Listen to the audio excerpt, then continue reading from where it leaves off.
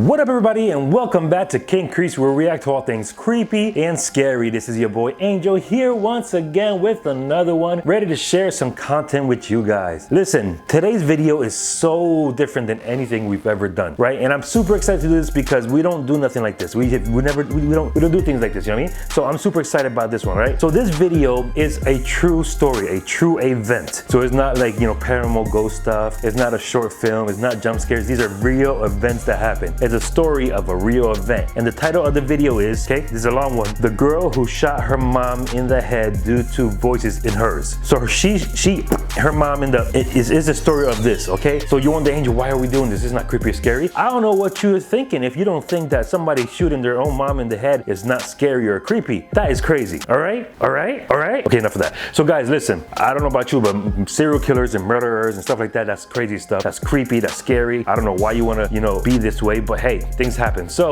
let's enjoy this video for the first time and let's see how it goes. And it's by the channel Anna Solves. I watch a lot of the videos. I love their content. So let's check this one out. You ready? You ready? No, you're not, because you haven't done something. You have not hit the subscribe button. You have not hit the notification button. You have not clicked on all to see all the videos that we post 3 to 5 days a week. But now you probably just did now because I just reminded you. So thank you. So guys, let's do all that stuff. Let's hit the like button so everybody can see these videos. We can share it all over YouTube. So let's get into this video. So guys, we're about to get into this video. Like I said, we've never done nothing like this before, so it should be interesting. So yeah, let's get into it. Yeah. And then she just was quiet for a second, and then she said, "I'm gonna miss you, Joey." And next thing I saw was a shadowy figure run between the two windows in our living room towards back to that lake. And I went to feel for a pulse on her neck, but was not able to feel for a pulse. A few seconds later, I could see a gap at the bottom of the comforter near the door, and it looked like a human toe. Everyone got into fights with their family, at least while they were living under the same roof. But in some cases, the fights turned to hatred, then to tragedy. This is the case of Nicole Natchman. When she was 21 years old, she reached a breaking point and killed her mother and stepfather. Oh, wow. Let's dive in. I knew it was the mom, but I didn't know it was also the stepfather. So that's crazy to know. So yeah, let's dive in.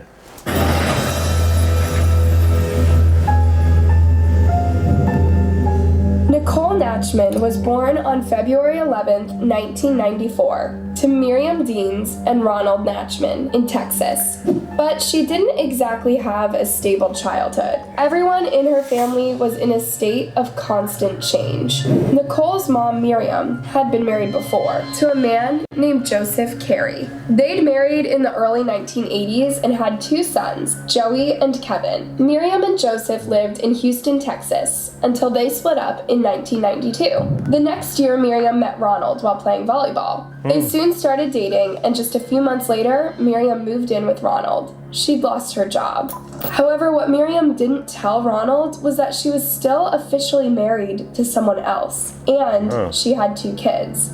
Joey and Kevin were conveniently living with their grandmother in Tampa, Florida. Tampa, that's like an hour and a half from where I live. I'm not telling you where I live because I don't try to show up my house. Weirdos. Just kidding. You are. Out of sight, out of mind. Ronald did learn about Miriam's past bit by bit, but she never told him that she was still married to Joseph. Less than a month after moving in with Ronald, Miriam was pregnant. That's quick. By August, Joey and Kevin came to live with them. But Miriam's lies would not sit well with Ronald. In September, he moved out. But the story doesn't end here. That was quick. In early 1994, Miriam was getting ready to give birth. That's when she invited Ronald to move back in with them. She called me on January 31st. She called me at my home and invited me back to the birth. Okay, so you were present when Nicole was born? Yes, ma'am. Ronald was not only present for Nicole's birth, he took care of her almost 24/7 for her first year.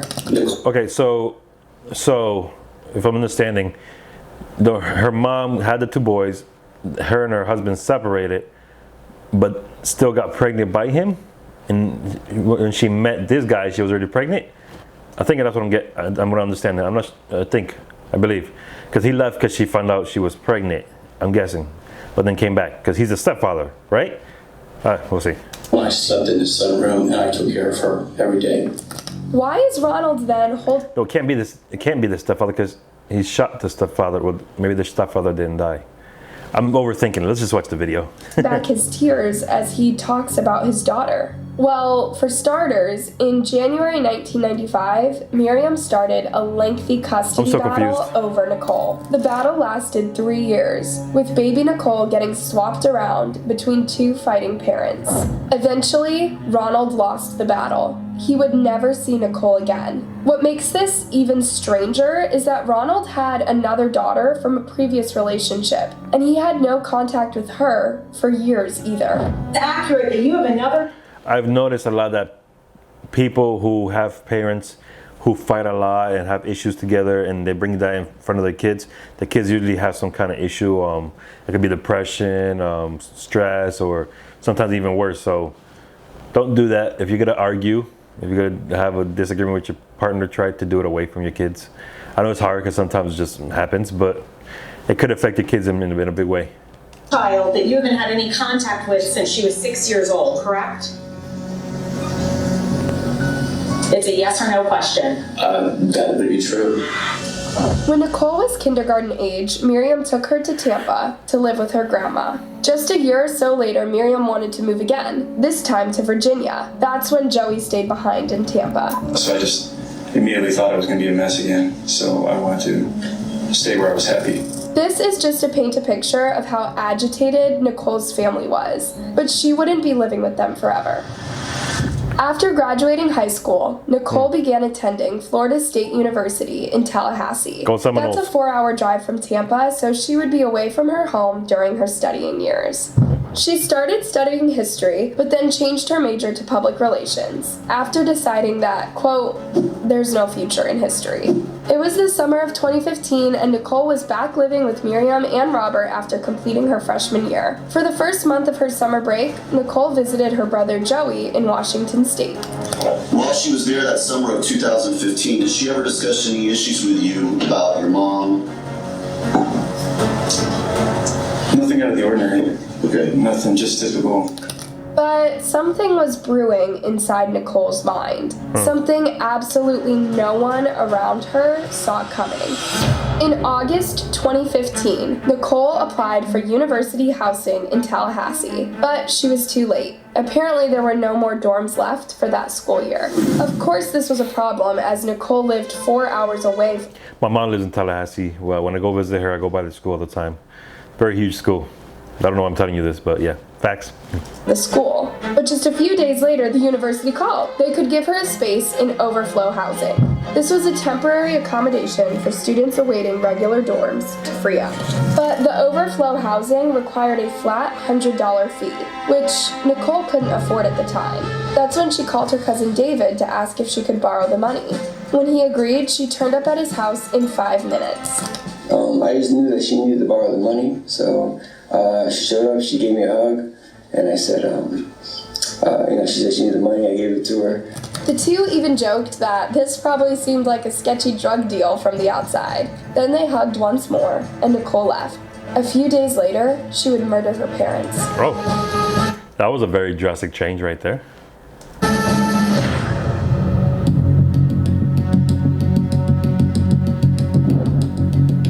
August 20th, and the Rowe family, who lived right next door to Nicole and Miriam, were talking about the high school that their daughter was about to attend. Around 9:20 p.m., Wesley Rowe and Elizabeth heard loud gunshots coming from outside. We heard a pop, and then I heard a pop pop. It almost sounded like fireworks. Pop, And I pop. was kind of thinking maybe, there were some kind of kids outside, doing fireworks. Wesley went downstairs to see what was going on, and he heard a long scream. It wasn't a kid scream, it was kind of scream of, agony or disbelief. And next thing I saw was a shadowy figure run between the two windows in our living room towards back to that lake. Wesley knew something serious was going on, and he dialed 911 and urged them to come. Imagine how that experience would be you in your house chilling, doing whatever, and you hear gunshots and screaming. It must be traumatizing in itself, not as much as going through a situation, but to know you just heard somebody get shot and eventually find out that they died. That might be a crazy experience. To his drive. While he waited for the officers to arrive, he looked outside the window. That's when he saw the body of Miriam Deans oozing out of her head and torso onto his driveway. Oh well. When the officer arrived at the scene, everything was dark and silent. All he could see was a woman lying in a pool of in a driveway. I was like, what's that nowadays? Every time they say the word, BLOOD. I don't want to say it in case I get in trouble too. But they get the woo. It's pretty funny. I put a glove on my right hand and I went to feel for a pulse on her neck, but was not able to feel for a pulse. Did you call for EMS? I did. Medical services? Yes. But there was nothing that the medical services could do. Miriam had in her head once and twice in her belly. While the officer went around the neighborhood looking for potential witnesses, Sergeant Robert Carr arrived on the scene. He went to the Dean's residence and I'm anxious to know what will cause her to do this. From now I could tell that her mom wasn't very stable, especially when it came relationship-wise and moving everywhere. But what will make you want to shoot your madre in the cabeza, head? So yeah, let's see. That the door was ajar. After repeatedly asking if anybody was inside and getting no response, the sergeant decided to go in, determined to do a welfare check.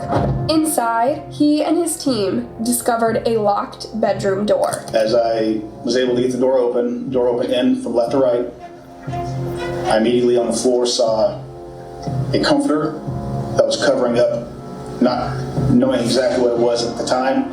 A few seconds later, I could see a gap at the bottom of the comforter near the door, and it looked like a human toe that was sticking out from it. Nicole had also killed her stepdad, Robert. He had been... Oh, so that's a different one. Okay, so Joseph's her dad, Ronald was her former stepdaughter, or was Ronald her... I don't know. There's a lot of names. When it comes to names and putting things together, I'm horrible. If you get it, comment down below. Let me know if you understand who the father, stepfather, and former stepfathers were, because it's a lot. In the head about a day before Miriam. The police were thinking perhaps this had been a murder.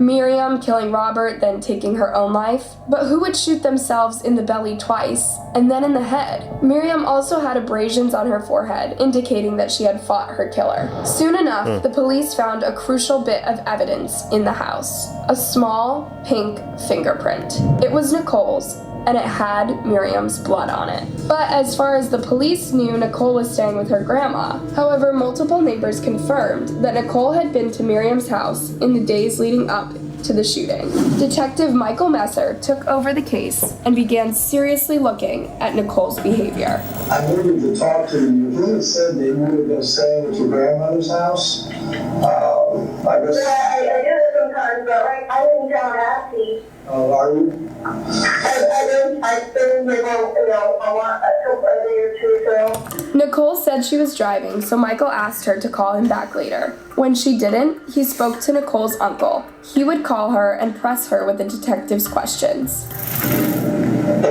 Wednesday you left there? Yeah, but like really late. Was it Tuesday or Wednesday, Nikki? It was the 19th. Michael was already painting the picture of a criminal who is digging themselves into a hole with lies. But then he got an even better clue into Nicole's mind. She'd left a voicemail on his office phone. There, she kept blaming other people and saying she isn't sure when she left Tampa. Then, Joey called her.